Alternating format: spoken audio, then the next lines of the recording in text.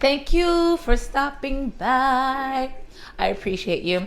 This is my review of Ready to Love Season 2, Episode 10, the Log Cabin episode, the Why Did I Get Married episode. You know what the Why Did I Get Married? Like they were in a log cabin, like working shit out, but this is the episode. But I don't know how your eyeballs are eyeballing my video, but I thank you. I'm going to try and make this quick for you, so I'm saying, please hang in. All right, so Nephew Tommy meets with all of the boys. Oh, no, I keep saying boys. All of the gentlemen at Cutter's, a cigar bar in Atlanta. So they get together. London shows up with silver shiny shoes. And Nephew Tommy is like, sir, please don't ever wear them shoes again. But they get together. And Nephew Tommy basically lets them know the power is in your hands. This is an elimination week for the women, so you men can get to decide who you guys are going to eliminate. He was like, pick wisely. It's getting harder. There are less people, so the decisions that you have to make are even more so difficult. So he's like, bet we're sending you guys on a retreat together because, and this was one of the themes of the episodes, we're gonna send you on a retreat because to really know somebody, you have to live with them or you have to vacation with them. Guys! Shut the door. I'm doing a video. Shut it.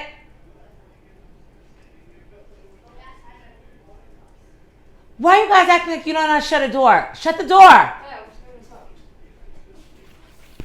Sorry. So anyway, this is an episode where it shows you the core of your relationship. It shows you if you're like really messing with people like that, because traveling will show you a whole other side of the person because it's a sustained period together. It's not like you're dating for an hour and 2 hours. You can go back home and talk and text, the night away.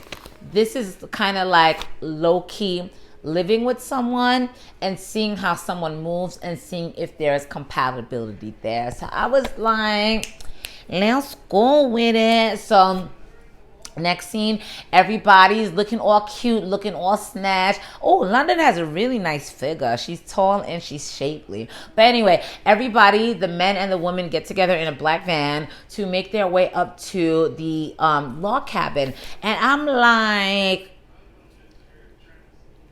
when they get to the log cabin, it is the most gorgeous thing. Like one of the most gorgeous things I've ever seen. Because me and my two sons, we all have birthdays in June. So I celebrate everyone's birthday at the same time with this big get together, a big to do or whatever. So my idea for our birthdays 2020 is to go to Lake Lanier to spend some time together at a log cabin. So when I saw this log cabin, honey, I say, yeah, yes. Yeah. Sorry, you have to excuse me. I was watching The Color Purple and Sugar Avery was just doing everything that she does in my spirit and soul.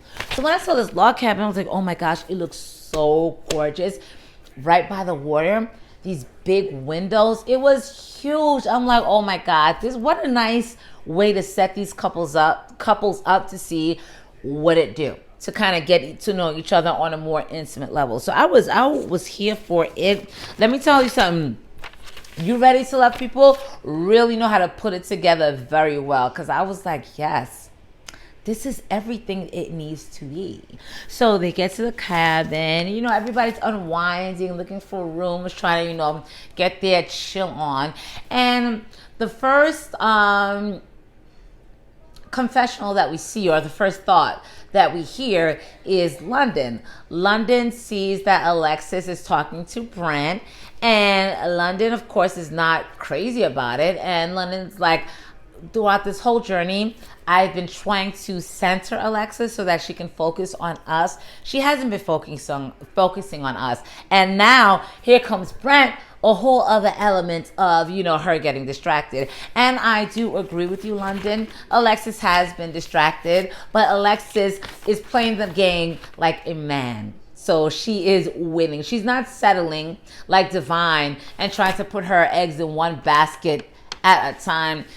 Alexis is like, I'm not here for the bullshit or the shenanigans, so I'm going to talk to every single guy to see if they have what I need. She's playing the game, and she's playing the game better than you are, London. But London does raise his eyebrow and says, all right, like, what's good, Alexis? We need to focus. Alexis, on the other hand, is saying that London is a really big jokester and she's not sure if he's really serious. She needs to see a deeper side of him. And I'm like, Carlos King, can you talk to your editors? Because all this jokey, funny side that Alexis says that she sees from London and she can't get anything serious, I don't see it. I don't see it. Alexis has London, I'm sorry, has never stricken me as funny. I just don't see that side that Alexis is talking about. So guys, do a better part of editing and making it so that the confessional matches with what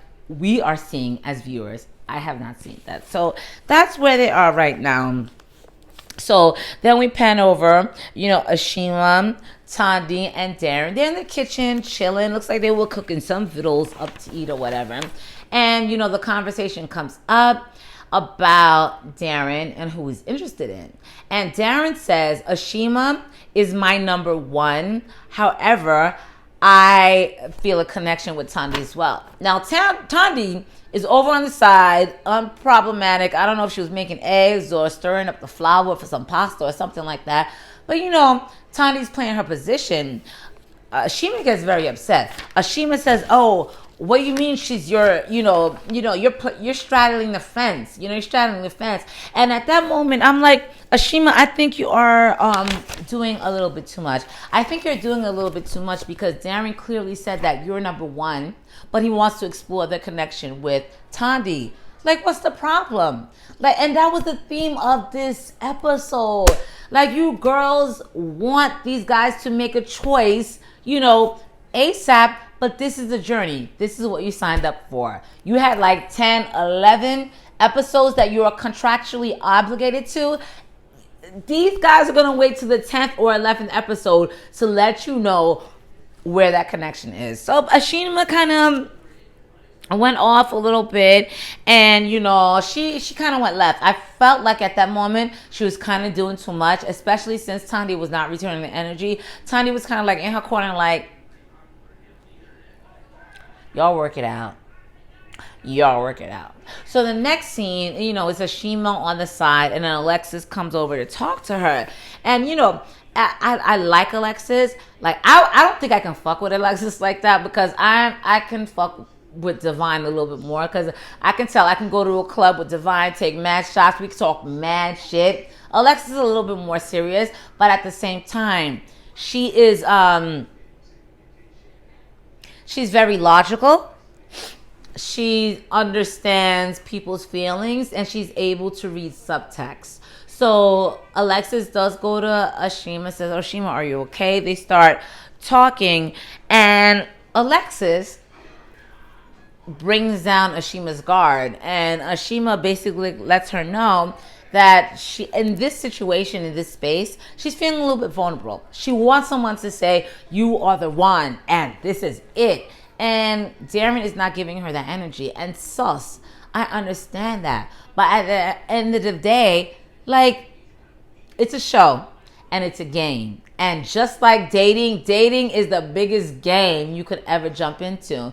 So Ashima is explaining to Alexis, well, we were in the kitchen and Darren, wouldn't tell me that, he's gonna, Darren didn't claim her the way that he wanted, the way that Ashima wanted Darren to claim him, which I think if Darren said that you're number one, like play your position and know I'm ahead. I'm ahead of the class. I'm the leader. But that wasn't good enough for her. So Alexis was like, how did that make you feel? And then Ashima tried to walk like circles around it and Alexis was not here for it. Alexis was like, how did that make you feel? And Ashima was like, my feelings were hurt. There you have it. Like with women, we let our emotions cloud, like we're emotional beings. So we allow ourselves to lead with emotion, which is okay.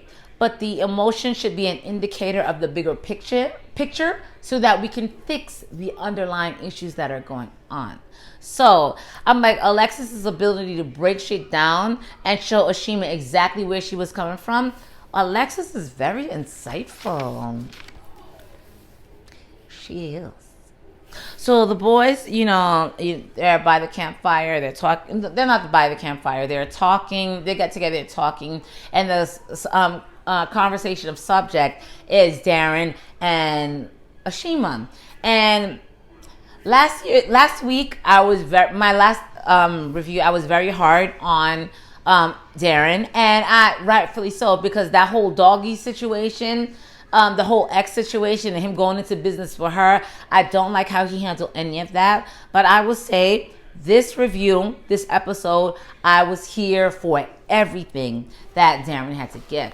And they were like, oh, what's up with you and Ashima? And Darren was like, I'm stuck between Ashima and Tandy. But he was like, at the same time, I told Tandy that she was number one. I told Tandy, like, I do have this connection with, He told Ashima she was number one. But at the same time said there are other women that I'm looking at, and Tandy, is one of them. And she blew in, and Ashima blew up, which she did. But then Darren gets a little bit deeper with it. And Darren was like, I was raised with my mom and my dad, and I saw how my dad used to cheat on my mom and was dishonest and was such a liar. And Darren was like, I never want to be that to a woman. I tell you straight up exactly what it is. And Darren was straight up about the Tandy situation, because as soon as he figured out that he has a connection with Tandy, but his number one is Ashima, he told Ashima that. So I'm like, yeah, I'm not sure why Ashima's bugging out, but I am sure, because we're women and we're emotional. So it pans over to Riva, and it's not Riva. It's a lot of it's Riva, Divine, Tandy. Ashima came later. I don't think Ashima was there at the time, and Alexis. So all the women are together, all the beautiful women together in the kitchen, and Riva was like, well, Mario and I had a conversation about, me letting down my guard. I'm like, when did that happen in the episode? When? I was like, oh, girl, 8 episodes ago? Okay. So I'm like, Riva, you be trying it. You be trying to make yourself relevant, and I don't think you're that relevant. So Riva is talking about how, Mario is steady trying to allow her or make it comfortable enough for Riva to let down her guard. And Tandy did jump in. Tandy said, just for the record, just want to let you know it's an awkward situation because we're friends and we're going for the same guy, and it's like, it's not a great situation to be in. And Tandy was like, if I taking things out of the Ready to Love episode, but if I find myself in a situation, Tandy was like, and I have a good friend and we're both interested in the same guy, Tandy was like, I throw up the deuces. Here, you can have him because we're friends and that's what it is. And yes, Tandy, I ride for Tandy on that aspect because I am fiercely loyal. I'm a Cancer. My shell is hard as hell. So if I get into a situation where I see that me and my friend are vying for another guy's attention, guess what? I take my friendships very seriously. I love you enough to say, you know what? Girl, peace out. Peace out. I'm trying to think of my closest friends. Gingerbread, ginger cakes. Yes. We don't like the same type of guy, but if I was ever in that situation with Ginger, girl, you can have him. I love you enough for you to be happy. So Tandy expressed that to Riva. And then here comes Riva with, you're not a friend. You're a strong associate. As if that's not shady as fuck. Tandy was like, all right, girl. Tandy said, you're just trying to downplay our friendship because it's dealing with the D. And I agree with Tandy. I 100% agree. Why would Tandy call you friend And Riva, why would you call Tandy a strong associate? I really believe that you are both vying for Mario's, affections. And Riva's trying to make it seem like, oh no, we're not cool like that. Really? Riva, I do not believe you. And I want you to do something about that foundation because, girl, you look casket ready, and that's not how it's supposed to be.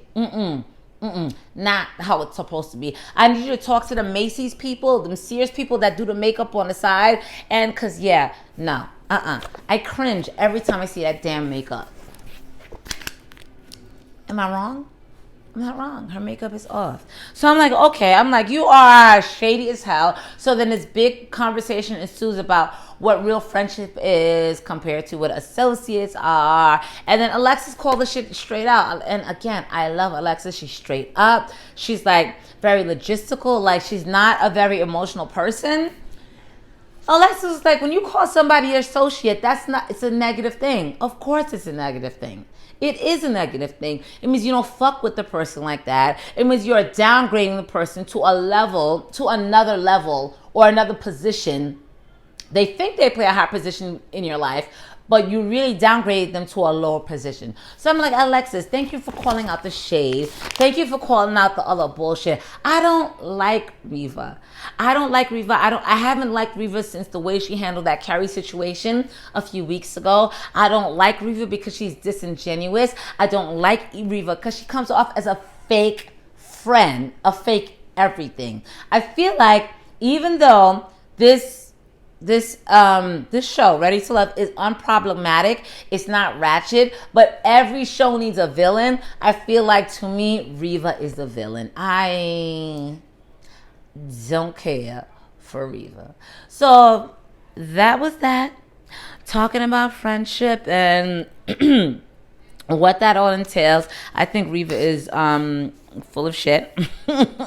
Really full of shit. But after that, a few of the guys come down. I think it was London, Mario, and Ashima was still down there after all the girls dissipate. And, Ashima's giving them the 411 on the drama that went on between Tandy and Riva. So Mario's like, you know what? Let me fix this. And he decides to have a conversation with Riva. All right. Meanwhile, Riva and Devon are upstairs talking and having a conversation and whatnot. And Mario comes upstairs to have to talk to Riva, and Devon stays there. It was the weirdest thing to me. Like, your friend's love interest is there. It came up to talk to her, but you're steady hanging around. Why? Mario comes upstairs and talks to Riva, and again, the same thing, defining what a friendship truly is. And Riva I'm not really close to Tanya like that. I've only spoken with her twice in 5 years. I do not believe you. And one of the times that she did speak to Tandy, Riva was warning her about Mario. And Mario's like, oh, okay, so what were you warning her about? Riva was like, I just told her to be careful because she's in the danger zone. Oh, okay, Riva, so now you're playing strategy. Okay. that's real cute. So now you calling up Tandy to try and plant seeds in her head that Mario is not it, so that she can back off and clear a path for you.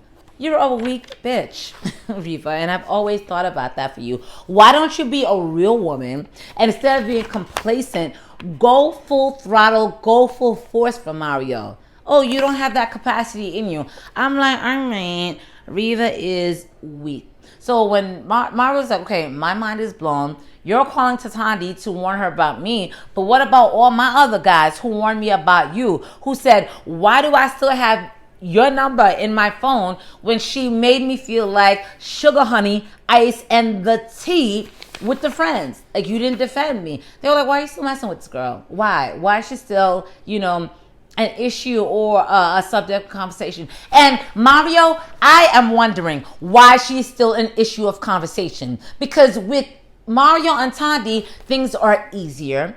things flow better. You met the friends and the exes or whatnot, and it was a better experience. When you see Mario and Tani together, it's a nice flow. It's chemistry. It's touching and kissing. When you're with Riva, it's like a fucking brick wall. Mario, why are you doing this to us? Stop torturing my eyes. My ears bleed whenever I see a scene with Mario and Riva together. Why are you doing this? Why are you doing this, baby? Did the producers tell you to, try with Riva? They obviously did, because Riva is not it. And stop doing this to us. Stop pursuing Riva or making it seem like Riva has a space in your heart over Tani. It is not true, and it's fucking annoying. It really is. It is. It is. Straight bullshit. Like, be genuine with it. Anyway, so Darian is like, you know what? Let me talk to Ashima. And again, I gave him such a hard time last review, but I'm like, okay, all right. He genuinely likes Ashima. They just have to work the dog situation out. Because he's like, you know what? I can't let things go down like this with Ashima. Ashima has been my day one, my number one, my front runner. So let me see what it is. So comes back to the kitchen, tries to talk to Ashima, and they, trying to get to the baseline of everything that's going on. And, Darren was like, listen, we started off, you were my day one. What's going on? And Ashima's like, Darren, it comes down to trust, and I gotta be able to trust you, Darren. And yes, I do agree, she has to trust him. But Darren shot back with, when did I ever give you a reason not to trust me? When? He said, listen, my daddy was a pig. My daddy was a rolling stone. Everywhere he laid his head was his home. So I didn't want to be like that. He said, when did I ever lie to you? I told you I was interested in Tani, right? I told you I'm going to be reaching out to Tani, right? And Ashima was like, yeah, you did. You did. And Dan was like, you see? But then after they kind of got into the meat of the conversation, Ashima was like, I just don't want to get played.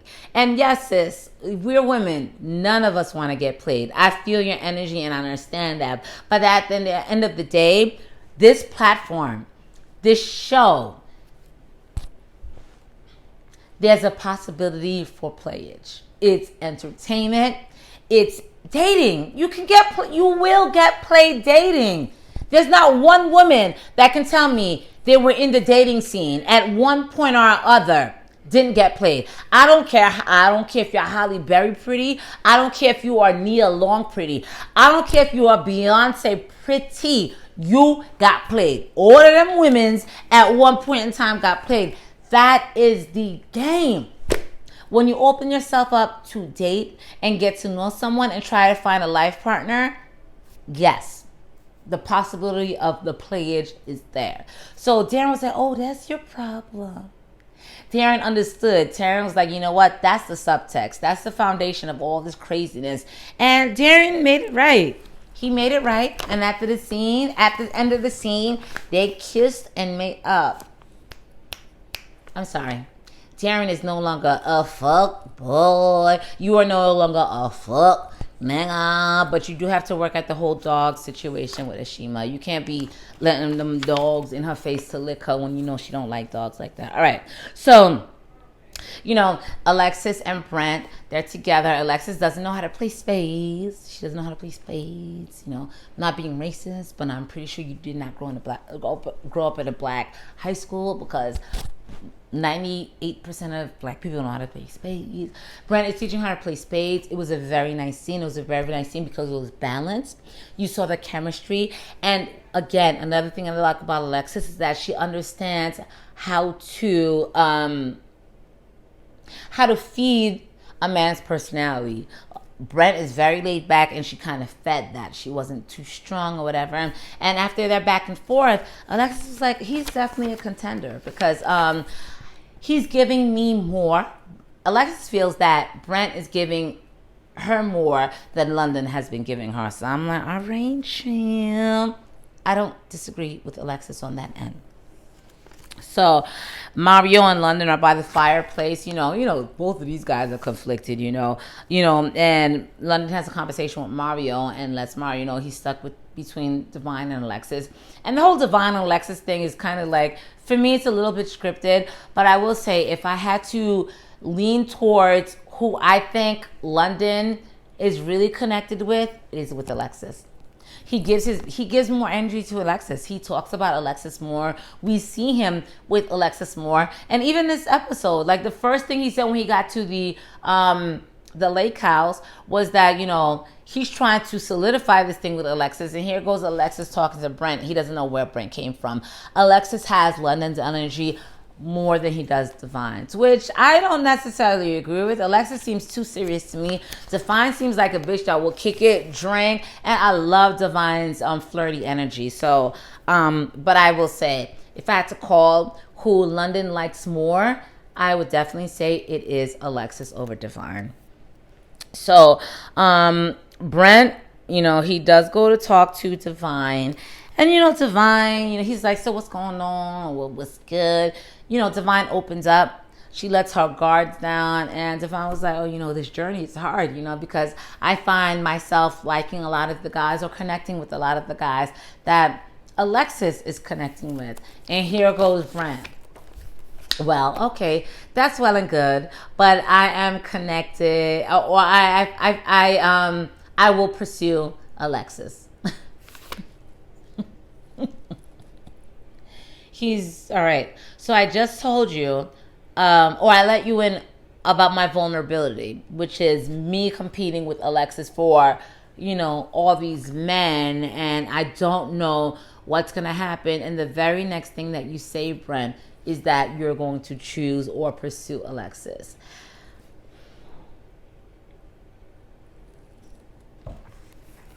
Brent is slow. Because Brent is mentally slow, it also makes Brent a mother... it makes Brent an asshole. It really does make Brent an asshole. Because I feel like at that point, there's a way that you could have finessed the situation or you could have finessed the conversation. I just told you there's an insecurity there because we're the top girls in this house, and I feel like people like her, people like me, but I don't know who's going to pick me. It's an insecurity. And Brent, it's at that moment that you tell her that you're going to pursue Alexis. Oh my God. Aisha, I'm glad you left because you're not good enough for Aisha. You're not good enough for Divine. I don't even think you're good enough for Alexis, but Alexis, you go figure that out on your own time. But I feel you're so laid back that you're slow and you don't understand how to talk to women. At that moment, I felt hurt for Divine. I did. I felt hurt for Divine at that moment. I'm like, you know what?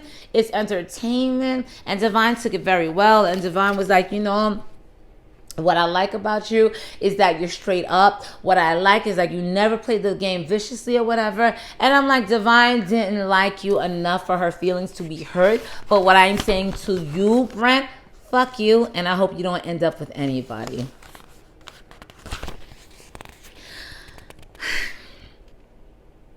Alexis feels like Brent is stepping up. Ooh, I'm reheating my turkey, so it's getting smoky. Alexis feels like Brent is stepping up. She's here for it. She feels like London isn't noticing her enough. London isn't as present. London is still between her and Divine, so she is not here for her. So Alexis says, I feel like I'm getting closer to Brent. So everyone meet up at the fireplace, chilling, giving us a scene, giving us everything we need. And Reva, the messy bitch that she is, when they're talking about connections, because Reva earlier in the episode that says that Divine is her homegirl. She knew Divine maybe 2 months, and already Divine is more her homegirl than Tandy is, who knew her for 5 years. You are a fucking Liar. So, so of course, Riva has to speak up for Divine and say, oh, well, London, said that his connection with Divine is stronger than Alexis, which London has been saying, but I do not believe it. I have not seen it. Carlos, you guys have to work on the editing, because all of this, the strong connection that you seem to, that London seems to be talking about Divine, I have not seen Divine as number one. What I have seen is London giving Alexis more of his energy than Divine. Y'all better stop lying to me with this nonsense. It's contrived bullshit. But, everyone's at the fireplace, and, when Riva says that, Alexis' face is like, oh, okay, bitch, really? I mean, it's Divine. It's Divine. Like, Alexis is in her feelings, clearly in her feelings. She's upset or whatever. And London goes into the same spiel about journeys, and he is absolutely right. The journeys are different, and I feel like these women, we got to like episode 8 or 9, and Divine at episode 2 wanted London to pick her over Alexis, and yeah, girl, no. I understand where the women are coming from. We want to be chosen. Being in a relationship, being somebody's wife means that you were chosen. It means that somebody loved you enough to make you theirs. And I get that. But at the same time, girl, you never dated? The dating game is vicious. It's vicious. And a component of the dating game is you have to date multiple people until you figure out what it is and who you want. It's like a 10 or 11 season episode. Wait. Y'all are tripping. Wait. So Divine is still in that space for like, all right, you need to pick. And I understand these guys do need to pick, but at the same time, it's a journey. Wait. Until you're 11 episodes in. So Alexis is clearly in her feelings over what Riva said about Divine being London's first pick. So Brent did the very gentleman. He was a gentleman. He picked up Alexis and went to the side because he saw that she was clearly upset. And I'm like, again, another reason why I don't think London likes Divine like that. Divine was like, oh, this is some bullshit because London won't pick. Meanwhile, London is sulking and upset at the fact that Brent was the knight in shining armor, picked up Alexis and went to the side. Divine, as flirty as you are, as beautiful as you are, as much as you've been able to keep that body together, London doesn't like you as much as he likes Alexis. And again, that's the dating game. And I feel like Divine was one of those girls, one of them red bones, skin tea, beautiful girl that always got exactly who she wanted. And this kind of situation is different for her. But girl, back to life, back to reality. We all go through that shit. There's never a girl pretty enough not to be chosen over somebody else. It's all about chemistries and life paths. Girl. So that's then. I think it was the episode in the episode. Oh, Riva and Mario get together once again to talk about what they have going on. And Riva was like, I think I'm going to have to bow out. Riva, please bow out and spare me. Spare me this idiocy between you thinking that Mario would ever choose you over Tandy. Girl, that is not going to happen. It isn't.